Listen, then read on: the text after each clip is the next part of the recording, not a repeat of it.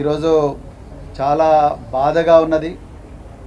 మరి ఈరోజు తరగతి గదుల్లో ఉండాల్సిన బిడ్డలు, మరి ముఖ్యంగా పేద దిగువ మధ్య తరగతి వర్గాలకు చెందిన ఈ పేద బిడ్డలు, తెలంగాణ భవిష్యత్తును తీర్చిదిద్దాల్సిన ఈ బిడ్డలు ఈరోజు రోడ్లెక్కడం, సమస్యల పరిష్కారం కోసం, వాళ్ళ భవిష్యత్తే అంధకారంగా మారిన ఈ పరిస్థితి లోపల వాళ్ళు ఇవాళ రోడ్డెక్కి సమ్మె చేసే పరిస్థితి రావడం అనేది చాలా చాలా బాధాకరం. మరి ఈరోజు భారత రాష్ట్ర సమితి కేంద్ర కార్యాలయం మా వర్కింగ్ ప్రెసిడెంట్ కేటీఆర్ గారు చెప్పినట్టుగా, deputy floor leader Harish Rao గారు చెప్పినట్టుగా జనతా గ్యారేజ్గా మారింది. అంటే ఎవరికి బాధలున్నా ఆ బాధలు చెప్పుకోవడానికి, ఎవరికి ఎంత నొప్పి ఉన్నా కూడా ఆ నొప్పికి ఉపశమనం కలిగించడానికి ఈ భారత రాష్ట్ర సమితి కేంద్ర కార్యాలయం ఈరోజు మారింది. ఈరోజు రాష్ట్ర విద్యాశాఖ మంత్రి రేవంత్ రెడ్డి గారు, రాష్ట్ర ముఖ్యమంత్రి రేవంత్ రెడ్డి గారు, అయ్యా రేవంత్ రెడ్డి గారు, మీ విద్యాశాఖలో ఉండే పాలిటెక్నిక్ కళాశాలల వేలాది మంది విద్యార్థులు ఇలా తెలంగాణ వ్యాప్తంగా రోడ్డెక్కి వాళ్ళ భవిష్యత్తు గురించి హాహాకారాలు చేస్తుంటే మీరు మాత్రం కుటుంబ సమేతంగా ఢిల్లీ పోయి, ఢిల్లీ నుంచి లండన్లో పెళ్ళిళ్ళకు పోయి, అక్కడి నుంచి మంచిగా హాయిగా కొన్ని రోజులు సరదాగా గడపడం కోసం మరి అమెరికా పోయారు. ఇక్కడనేమో మీకు ఓట్లేసిన తల్లిదండ్రుల గర్భాన పుట్టిన బిడ్డలు, తెలంగాణ ముద్దు బిడ్డలు, పేదింటి బిడ్డలు ఇవాళ రోడ్ల మీద హాహాకారాలు చేస్తూ ఉన్నారు. మీ ఆదేశాల మేరకు మీ కిందనే పనిచేస్తున్న 1,00,000 మంది పోలీసులు నిన్న ఈ బిడ్డలందరి మీద కూడా ఘోరంగా దౌర్జన్యాలు చేశారు. ఎంత ఘోరమయ్యా అంటే మహబూబాబాద్లో జాటోత్ రాజేష్ అనే పిల్లవాడి గొంతు బట్టి గట్టిగా పిసికాడు రఘుపతి రెడ్డి అనే ఒక పోలీస్ ఇన్స్పెక్టర్. నేను ఇలా డీజీపీ తెలంగాణ డిమాండ్ చేస్తున్నా, అయ్యా డీజీపీ గారు, మీరు పీపుల్ ఫ్రెండ్లీ పోలీసింగ్ అంటున్నారు కదా, ఈ పీపుల్ ఫ్రెండ్లీ పోలీసింగ్ ఏమో కానీ మీరు మా గొంతు బట్టి పిల్లలను చంపే ప్రయత్నం చేసిన రఘుపతి రెడ్డిని అర్జెంటుగా సస్పెండ్ చేయాల్సిందిగా డిమాండ్ చేస్తున్నా. అదేవిధంగా ఈరోజు మాసప్ ట్యాంక్ పాలిటెక్నిక్ కళాశాల ఎదురుగా భారత రాష్ట్ర సమితి విద్యార్థి విభాగం నాయకుడు గెల్లు శ్రీనివాస్ యాదవ్ను, తుంగబాలును, వీళ్ళందరినీ మరి పాలిటెక్నిక్ విద్యార్థులకు సంఘీభావం తెలపడం కోసం పోరాటం చేస్తుంటే వాళ్ళను కూడా అరెస్ట్ చేయడాన్ని మేము పూర్తిగా ఖండిస్తున్నాం. ఇలా తెలంగాణ ప్రజలు గుర్తుపెట్టుకోవాలి, ఈ ముఖ్యమంత్రి గారికి ఈ విద్యార్థుల భవిష్యత్తు మీద ఏమాత్రం కూడా శ్రద్ధ లేదు. ఆయనకు ఉన్న శ్రద్ధ అంతా కూడా డబ్బులు ఎట్లా సంపాదించుకోవడం. నిజానికి రేవంత్ రెడ్డి గారు ఆయన విద్యా అర్హతలను ఒకసారి జాగ్రత్తగా పరిశీలిస్తే, రేవంత్ రెడ్డి గారు ఆయన విద్యార్థి దశలో పాలిటెక్నిక్ చదివిండు వనపర్తిలో. దాని తర్వాత ఆయన ఏవీ కాలేజీలో BA చేసిండు. దాని తర్వాత ఆయన రియల్ ఎస్టేట్ ఏజెంట్గా మారిండు. రియల్ ఎస్టేట్ ఏజెంట్గా మారి ఇప్పుడు రాజకీయాల్లోకి వచ్చిండు, ఇప్పుడు ముఖ్యమంత్రి అయ్యాడు. నేను ఇలా ఒక్కటే ప్రశ్న అడుగుతున్నాయా రేవంత్ రెడ్డి గారు, మీరు పాలిటెక్నిక్ వనపర్తిలో చేసి సికింద్రాబాద్లో ఏవీ కాలేజ్లో BA చేసి మళ్ళా తర్వాత రియల్ ఎస్టేట్ దందాలకు పోగలిగినప్పుడు, ఈ పిల్లలు పాలిటెక్నిక్ 3 సంవత్సరాలు చేసి ఈసెట్ పోతే తప్పేంది? మీరు పాలిటెక్నిక్ చేసి BA చేయగలిగినప్పుడు వీళ్ళు పాలిటెక్నిక్ విద్యార్థులు ఈసెట్ చేసి ఇంజనీరింగ్ కాలేజీలోకి పోతే తప్పేంది? ఎప్పుడైనా ఆలోచించిండ్రా? ఇక రెండవది, ఇలా తెలంగాణ ప్రజలకు మేము కుల్లా కొన్ని ఒళ్ళు గగురు పొడిచే నిజాలు చెప్పాలనుకున్నాం. నిజాల ఈ 1,00,000 మంది బిడ్డలు రోడ్లెక్కే పరిస్థితి ఎందుకు వచ్చిందయ్యా అంటే ముఖ్యమంత్రి మరియు కాంగ్రెస్ నాయకుల ధన దాహానికి ఈ పిల్లలు, ఈ చిన్నారులు బలవుతున్నారు. ఎట్లనో మేము వివరించే ప్రయత్నం చేస్తాం.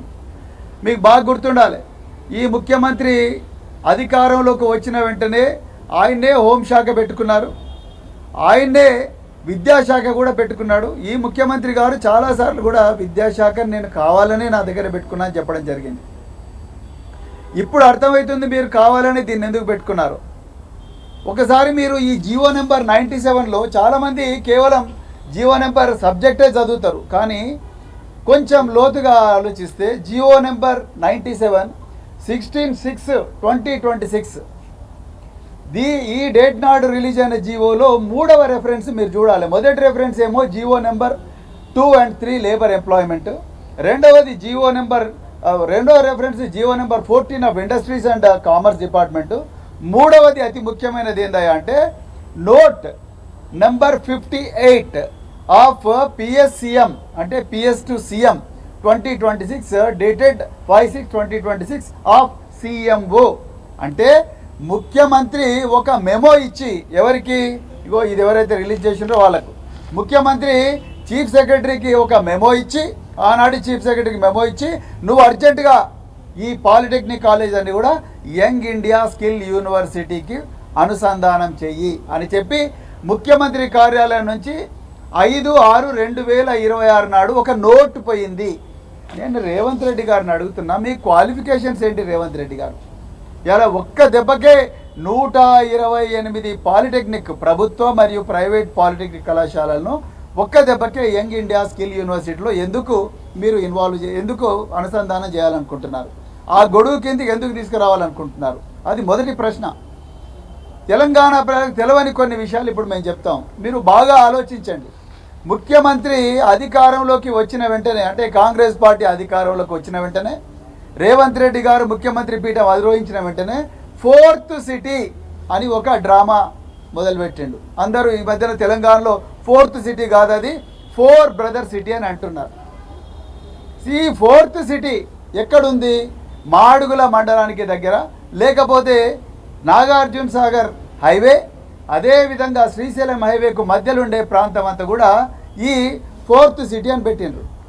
ఈ 4th సిటీలో ముఖ్యమంత్రి గారు అక్కడ రియల్ ఎస్టేట్ బాగా లేపాలి, ఈయనకు అక్కడ 3,000 నుంచి 4,000 ఎకరాలు ఈయన కుటుంబ సభ్యులకు ఆ 4 సిటీలో అక్రమంగా అక్వైర్ చేసిండ్రని ముందు రియల్ ఎస్టేట్ వ్యాపారే ముఖ్యమంత్రి కాబట్టి, ముఖ్యమంత్రి తన BA కంప్లీట్ చేసిన తర్వాత, BA కంప్లీట్ చేసిండో లేదో మనకు తెలియదు, ఆయనకి ఏం సర్టిఫికేట్ ఉందో ఎన్ని మార్కులు వచ్చినాయో తెలంగాణ పిల్లలకు తెలియదు. కానీ ఆయన అనుకుందాం ఒక క్షణం BA కంప్లీట్ చేసిండు రేవంత్ రెడ్డి గారు. ఆయన చేయంగానే అక్కడ మరి 4th సిటీ అని ఒకటి మొదలుపెట్టారు. 4th సిటీ అని మొదలుపెట్టిన తర్వాత దానికి రియల్ ఎస్టేట్లో ఏంది, ఒక భూమికి రేటు రావాలంటే ముందు రోడ్డు వేయాలి. 4,000 కోట్ల రూపాయలతోని అక్కడ గ్రీన్ ఫీల్డ్ హైవే ఒకటి కడుతున్నాడు రేవంత్ రెడ్డి గారు. మరి రోడ్డు వేసినా కూడా రేట్లు పెరుగుతలేవు. అందుకొరకు ఏదైనా ఒక పెద్ద ఎడ్యుకేషన్ ఇన్స్టిట్యూట్ పెట్టాలి అని చెప్పేసి యంగ్ ఇండియా స్కిల్ యూనివర్సిటీని తీసుకుపోయి ఆ 4th సిటీలో పెట్టండి. దేనికోసం? ఆ 3,000 ఎకరాల భూములకు రేట్లు రావడం కోసం యంగ్ ఇండియా స్కిల్ యూనివర్సిటీ అని పెట్టండి. ఇది వాస్తవం. మరి యంగ్ ఇండియా స్కిల్ యూనివర్సిటీ మరి ఇట్లా చెప్తే కాదు కదా, ముందరనే దీనికి ప్లాన్ చేయాలంటే ఒక కుక్కను చంపే ముందు అది పిచ్చిదే అని చెప్పాలి. అందుకొరకే ముఖ్యమంత్రి గారు ఏమన్నారు, మొదటి నుంచి ముఖ్యమంత్రి గారు ఇంజనీరింగ్ మరియు టెక్నికల్ విద్య నామకే వాస్తే క్రిమినల్ వేస్ట్ ఆఫ్ టైం అని చెప్పింది ఈ ముఖ్యమంత్రి. అంటే ఇది కేవలం టైం వేస్ట్ వ్యవహారము, క్రిమినల్ వేస్ట్ ఆఫ్ టైం అంటే ఇంకా ఉల్టా చెప్పాలంటే క్రిమినల్ని తయారు చేసే విద్యలో అని చెప్తున్నాడు ఆయన ముఖ్యమంత్రి గారు. ఒక విద్యాశాఖ మంత్రి ఈ విధంగా మాట్లాడవచ్చా? Criminal waste of time. అయ్యా ముఖ్యమంత్రి గారు, మీరు 200 కోట్లతో కట్టిన బోధి ప్యాలెస్ ఏదైతే మర్రి చెన్నారెడ్డి హ్యూమన్ రిసోర్స్ డెవలప్మెంట్లో కట్టింది ఎవరు? ఇగో ఈ చిన్నారి బిడ్డలే, పాలిటెక్నిక్ విద్యార్థులే. మీరు నడుస్తున్న బుల్లెట్ ప్రూఫ్ కారు, మీ మినిస్టర్లకు డీజీపీ గారు చాలా గొప్పగా ఇచ్చిన బుల్లెట్ ప్రూఫ్ కార్లన్నీ కూడా ఇంజనీర్లు తయారు చేసినవే రేవంత్ రెడ్డి గారు. మీరు రోజు మాట్లాడుతున్న మైకులు, కేసీఆర్ గారిని ప్రతిరోజు కూడా తిడుతున్న మైకులు ఏవైతే ఉన్నాయో ఆ మైకులను డిజైన్ చేసి నడిపించింది కూడా ఇంజనీరింగ్ విద్యార్థులే. ఈ విద్యార్థులే వీళ్ళే ఆ స్కిల్స్ నేర్చుకొని పాలిటెక్నిక్ కళాశాలలో అక్కడి నుంచి ఈసెట్ రాసి ఇంజనీరింగ్ కాలేజీలో ఇంజనీర్లు అయ్యి గొప్ప గొప్ప ఆవిష్కరణలు చేసిండ్రు రేవంత్ రెడ్డి గారు.